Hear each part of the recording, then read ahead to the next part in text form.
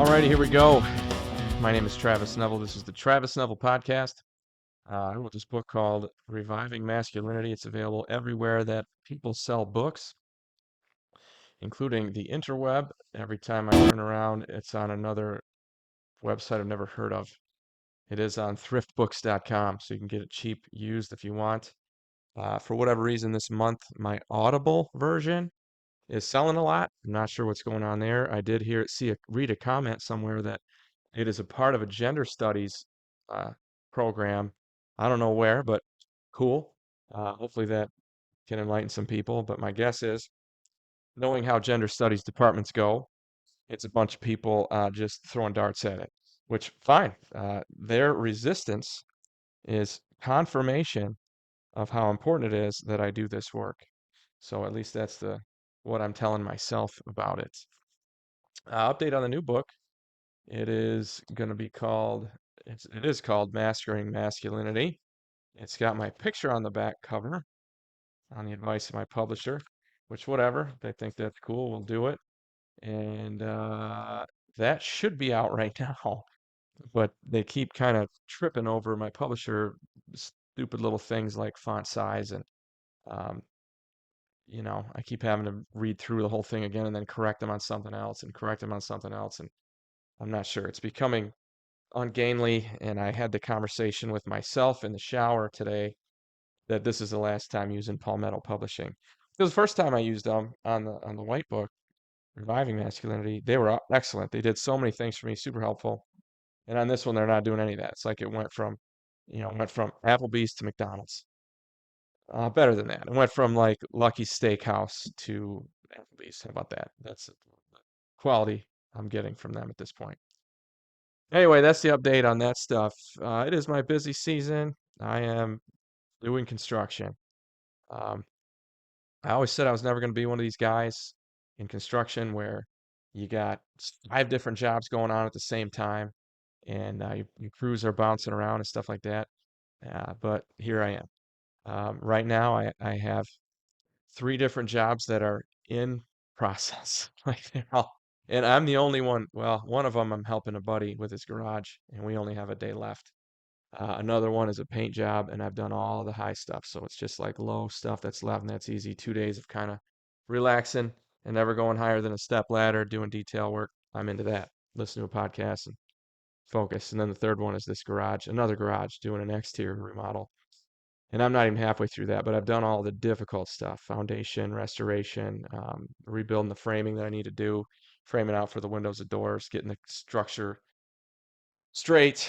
Um, it's been a lot of creative stuff to get through that one, but that's where I am now. By the end of May, all 3 of those jobs will be complete, and I have a 4th job that I just got a deposit on today. That one will be complete as well. So between now and Memorial Day, I will have a lot of stuff done. I've got about 3 weeks worth of work and 4 weeks to do it, and I feel good about that. So rain hopefully won't be more than one out of the next 4 weeks. Um, so that's where I am with that stuff. And I want to talk about today the dating world. And I'm going to preface this before I get started. I was just on a call with some excellent men with a group out of Canada, and they were asking me these questions. So I really want to talk about the dating world, and I don't want to turn it into a bitch session because my point here, as always, is to help you get your shit together, right? Help you be better at being a man. And me complaining about things, and maybe you empathizing with that, or us polluting on the negative things about the dating world, that's not going to help anybody.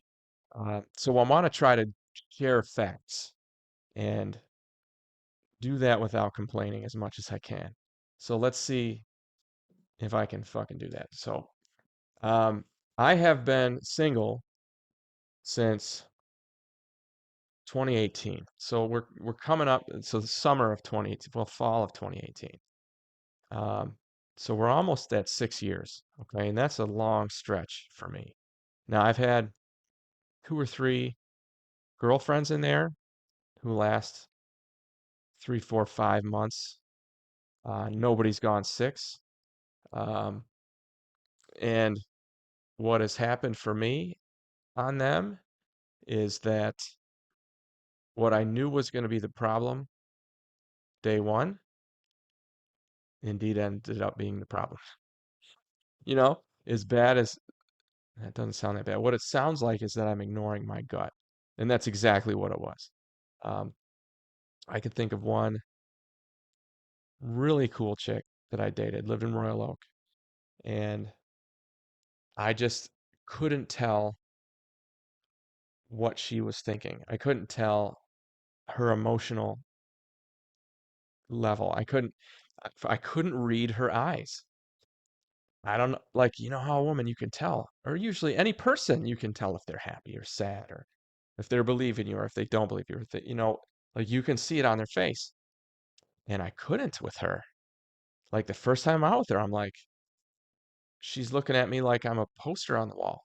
And but she seemed interested, and I had a lot of fun with her, and we did a lot of cool stuff, and I helped her build a deck on the back of her house, and like we hung out for a long time. And but in the end, I just knew I couldn't create, like, I know I can't, like, I'm not capable anymore of unrequited love. Like I can't be really into somebody if I don't see any evidence that it's coming back my way. I know that. And I couldn't see it coming back. Like I'd hear everybody around that met her would say, "Oh, she's so into you, dude." And I can't fucking see it. So there was one. Another one, I knew first date. I'm like, this girl is so high strung. She's so wound up. Everything's a big deal. And and I knew her, like my dad knew her mom. Like there was some connections there, and I liked her family a lot, and she had a perfect resume as far as, like, again, early 30s, no kids, like a lot of upside. But I just couldn't handle that. She was so wound up about shit, and I couldn't really. I think it was too much where she kind of seemed like the way that she reacted to shit just reminded me so much of my ex-wife. I couldn't, like, I just am burnt out on that completely. I can't handle anybody like that, man or woman. And that one didn't work. And then there was another one here not too long ago since I moved up here, and she just kind of same thing, like real low self-confidence. I couldn't relax around her. She was always on edge, and it was hard to couldn't relax. I'm going to be sharing my downtime with you, so you need to be down. I don't know any other way to say it. So anyway, I had a few girlfriends there, but in general, here are the things. And I've decided that kind of one of the underscoring ideas to what I do is that these podcasts and my books are their advice to the children that I didn't have, the children that I wish I had and I don't have them. And maybe one day that'll happen. Maybe I'll become a father much older, and they'll have to go through most of their older youth and certainly adulthood without me around because I'll be too old. I'll be dead. But these will be the words that where I can continue to impact their lives. So if I stick to that idea, I think that I can stay on track for what I'm doing, right? And make this be what it's supposed to be. So to that end, here's the advice that I would give to my son, who is fucking in his 30s or 40s or whatever, and he finds himself single and dating. Um, First thing, dating apps are for fucking, and that's it. Um, you are not going to find anyone who is worth a shit on a dating app. Um, it is fast food dating.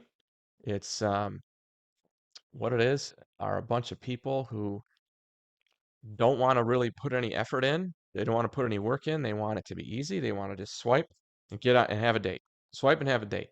And there is no, and I'm not going to blame the system and I'm not going to blame the people, but I'm going to tell you that the type of mindset that's attracted to that style is one who's looking for instant gratification and not a long-term develop type person. And I know that because I did it all. Like I was on every one of them. And I like to call it like plenty of fish. I like to call it plenty of fish in a barrel. Like it's if you can't score on a dating app, I don't know. I don't know what that would be like, but there's a ton of it's a target-rich environment, okay? Um, yeah, they're looking for an easy fix. And and it stands to reason that that same type of mindset is not going to be interested in healing, growing, learning, things that I'm very interested in. It's picture driven, right? So, you're going to get catfished. Okay, women are great at taking these angles where they look great. I can't tell you how many times I've been, this girl seems awesome, man. I can't wait to meet her. And then she walks in the door and she blocks out all the sun. Like they can hide anything, on the so you got to be careful about that. And I think that in general, the whole concept of these dating apps, it's hurting dating. Like it's making dating worse. And here's my argument for that. Um, it's because men will fuck anything. Um, any woman can get laid on there. Okay, any woman's gonna have her inbox just exploded. The biggest, fattest chick, the ugliest chick's gonna have her inbox just exploded by people telling her what she wants to hear, so that they can fuck her. And she'll be able to get laid a lot, and that's gonna make her believe that she can have these high standards with who she's gonna have a relationship with. Okay? And there's a big difference between fucking somebody and having a relationship with them. Okay, that's a massive gulf between those two things. But women conflate the two. Okay, they can't help it. It's a hormonal chemical part of who they are. Where if they have sex with a man, they're gonna develop a connection with that guy. And men are more likely to not have that happen, where they're just scratching an itch. And so when women have that tons of validation off these dating apps, now they set their standards way up here. And that's not good for them because they're never going to find a man who's going to meet those standards. And a lot of good men are going to get shut down in the process. And it's going to leave people further apart. Okay. Um, so that's dating apps. Uh, Also, unless you're a really soft guy, the boss babe, it's never going to work. She's never going to be a good mother. Okay. Hey, I'm in charge and look at me. I got a corporate job and I act like a man all day. And I want to come home and have shit done and tell people what to do just like I do at work. And I'm acting like an adolescent, incomplete man at work all day. And I think that that's because that's what feminism tells me to do. And that's what my girlfriends are. Oh, you go, girl. And that's what's valued in the workplace. Um, you don't want to marry that chick. You don't want anything to do with her. Okay. She's going to have high disagreeability, which is one of the top big five personality traits. Highly disagreeable. Not going to help you enjoy your Friday night. Um, she's gonna want to compete with you about things. And bottom line, if you're looking to have a family, being a mother, especially when the children are little, that's a full-time job. That's an 8-hour a day job minimum, right? Probably more.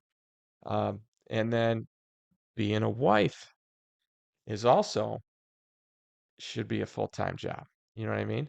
And then you want to throw a full-time job in there with those other two.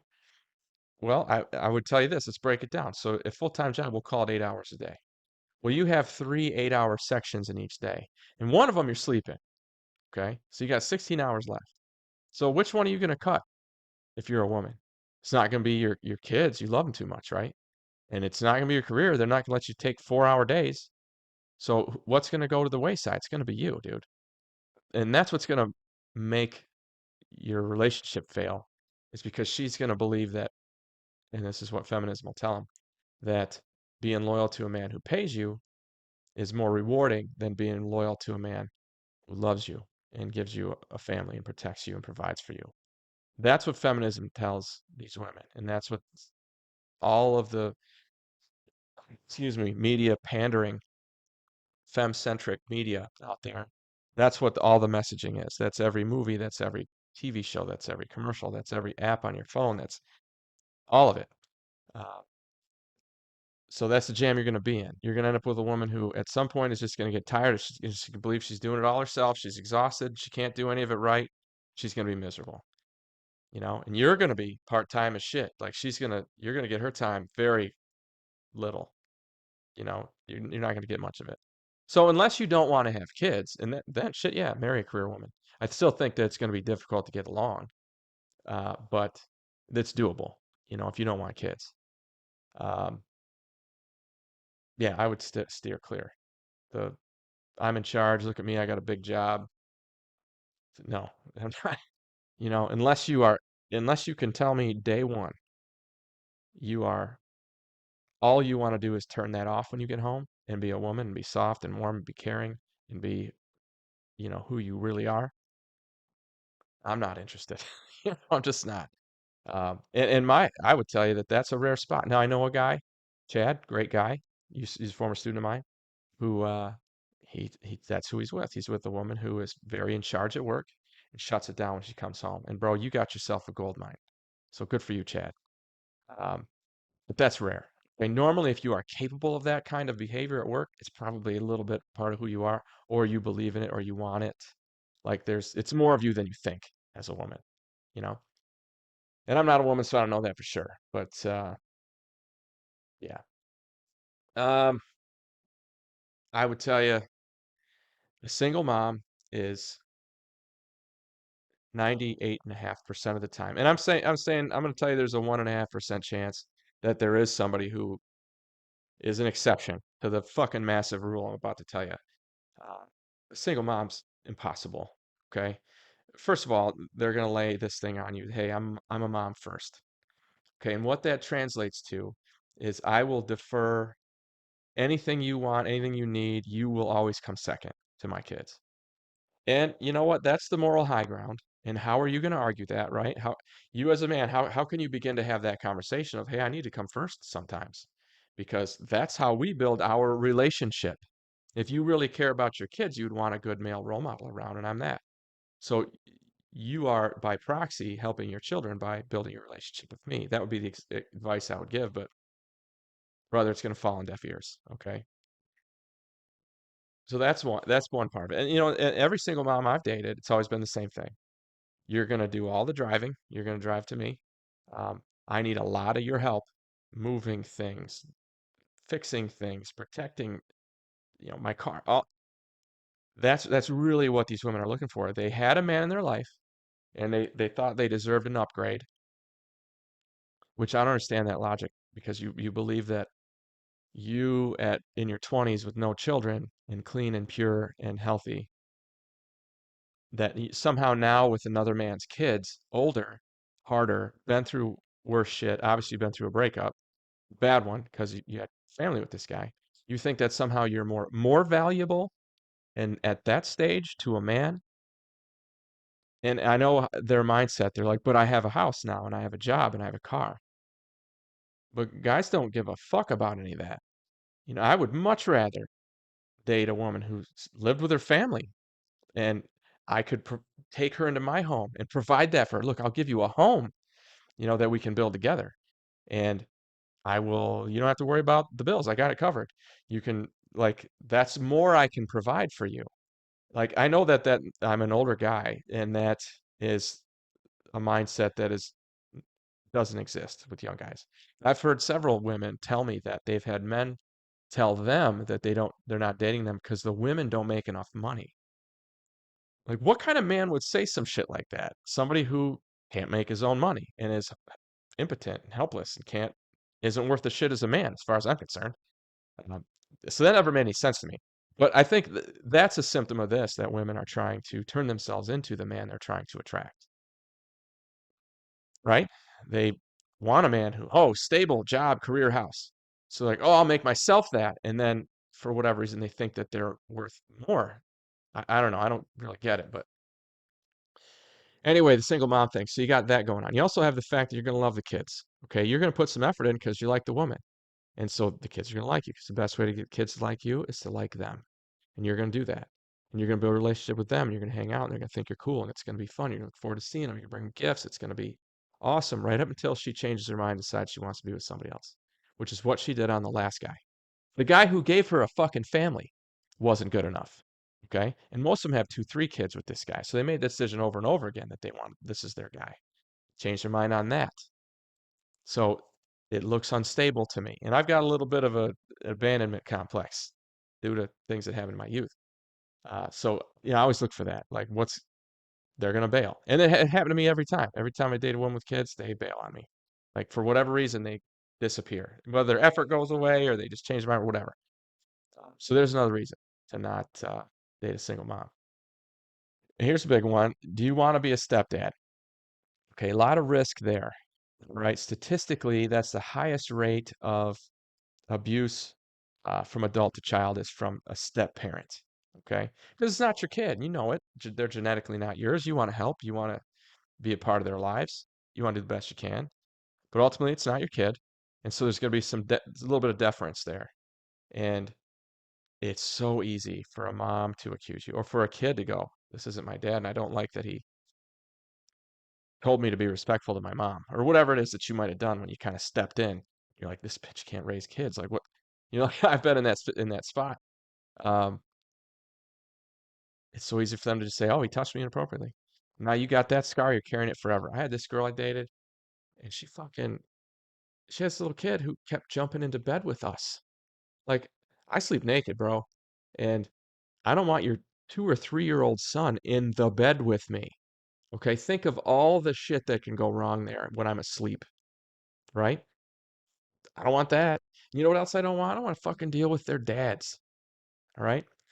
And again, I realize I'm in an unusual situation because I'm an older guy and I don't have kids of my own. So I can be picky. If I had my own kids, it would probably be a little bit hypocritical for me to say don't date women with kids. But um, yeah, I don't want that. You know, the dads. Some other dude who used to fuck my girl, and I got to see her at every holiday. I got to see this guy at every holiday and act like I'm cool with him. Like, I'm not cool with it. Like, that's not okay with me. I'm not ever gonna be all right with that. Now, single mom, if her, if the father died in military or something, and he's never gonna be around again, as cold as it might sound, that I could do.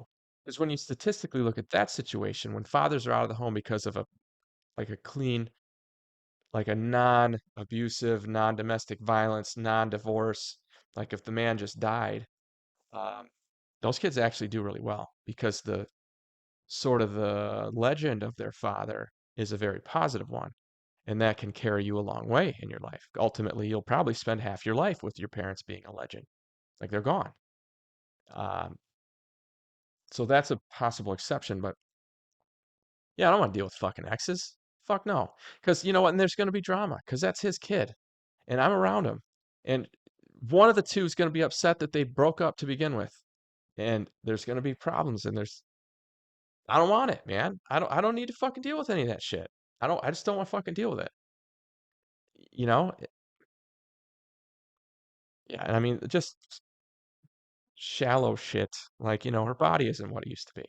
And it isn't because I did that. Like we made a family together. Like every time I see her with her clothes off, I'm gonna think about this other dude who used to, you know what I mean? Yeah, I realize I'm complaining. I told you I wanted to give this information and put it out there without complaining, but I don't know if I can do it. Because you know what? I'm frustrated, man. Because I've met some really cool chicks who had kids, and it's all of the decisions that they made before they met me that are fucking me, and I don't like that. And I could think of a couple that I really, really liked, and I kind of knew it wasn't going to work, and it didn't because of the shit that was there before I got there. Um, so that's the single moms thing. Know this if you're dating and you're single, that women do control the sex. They're going to decide whether or not you're going to have sex. But you as a man, you are controlling whether or not there's going to be a relationship. Okay? You're going to be able to decide that. Okay? Um, know that ball is in your court. You can choose what level of effort you're going to put in because it's a different level of effort. You can pour it on in a couple of nights and get laid a few times. And you can do that. And I don't mean in a cheap way or in a dishonest way. I mean, it's a different energy. It's a different style of interaction. Um, when it's somebody that you are really enjoying and really caring about, there's a whole different way that you interact with that woman, you know? And you'll know it, the way you feel is different. The way that you look them in the eye is different. How long you look them in the eye, how you feel about them, how you talk about them, how often you text them, what you're talking about. It's different. It's a totally different relationship. And I miss that. I miss that person that I want to tell about my day. I miss you know, hey, I'm out of town for a couple of nights and I'm gonna call you at night and he see how your day went and tell you I love you and go tell you I miss you. I can't wait to see you. Um, I miss that. I miss the hearing about your day and finding ways to help you and make your life better. And it's Saturday morning. It's nice out. I'm out washing my truck. I wash your car too. You know, or hey, I cut the grass. Doesn't that look nice? There's one less thing you got. There's a thing in our world that I do for you that you can just enjoy and looking at it, and you don't ever have to do it. Um, I clean the toilets, whatever it is. Like I like that. I like how it feels to help somebody, to give to someone, to improve their life. I like how that feels a lot. It gives me a sense of purpose that I is different than the one I've chosen for myself. Um, Speaking of the grass, know this, and this is for men and women, that the grass is greenest. The grass is greener where you water it. If you think that this dude that, or this chick that you met, I guess we're talking about my hypothetical son, you think this girl that you met last night is going to make your life, you're going to be happier with her than you are with the woman who's committed her life to you, who's at home? You're fucking wrong. Okay. She's got problems too. They all do. Every person does. Man, woman, doesn't matter. Um, you want to have a good relationship, it's going to be about the effort you put in. How much caring, how much. It's not necessarily specifically about the compromises, but when you do compromise, it's just an opportunity to show love. I always looked forward to that when I was in a good relationship. To hey, I wanted this, you wanted that. Let's do this thing in the middle. I'm happy to do that for you. Always like that. Um, yeah, the grass is greenest where you water it, and that's how you water it. You water it by putting an effort, by compromising, by helping, by working together, by making her life easier, by listening when she's down. That's a big one. Um, that's it. You know, I was talking about this with this group tonight too about the happiness thing. That you know, if you think you're going to be happier with a different partner, you just aren't happy. Okay? Happiness is a choice. Everybody will tell you that. I know it's a cliche thing to say, but it's fucking truth. You can spend your time focused on the thing that you fucked up last weekend, or you can spend your time focusing on the fact that you have all these great things in your life that have taken all this time to build. It's up to you what you focus on. And that's a conscious choice. It's like that for her too, same as it is for you. Um, you choose to be happy. That's a great way to help your partner be happier. What makes you being around happy people makes you fucking. My buddy Eric, he's always smiling, he's always happy. Makes you happy to be around him. I'm happy to talk to him on the phone. I'm happy to see a text from him. It just picks me up because he's a happy guy, right? You want to help someone be happier. Be happy yourself. Okay, it's a great way to fucking water your grass. How about that? Uh, yeah, for the dating world, you got to decide what it is. For me, it's one thing. When I'm looking for a partner, looking for a wife, it's do I want to hang out with you on my downtime? And let's just say, hypothetically, it's Friday night. I'm getting home from work, had a hard week of work, kicked some ass, got some shit done, had some failures, whatever it was. I want to sit in the garage with you and have a beer, have a drink, listen to country music, whatever we're gonna do. Talk about the day. Maybe one of your neighbors stops by, maybe a buddy of yours stops by, maybe a friend of hers, and you guys are all just sitting on lawn chairs in a garage, in a barn, in the yard, on the porch, in the living room. I don't care. Just being relaxing and being social. Order some pizza, whatever. Um, grill some steaks, and just interact. If she is the one that I want to interact with at the end of the day, like that, at the end of a week, then she's my person.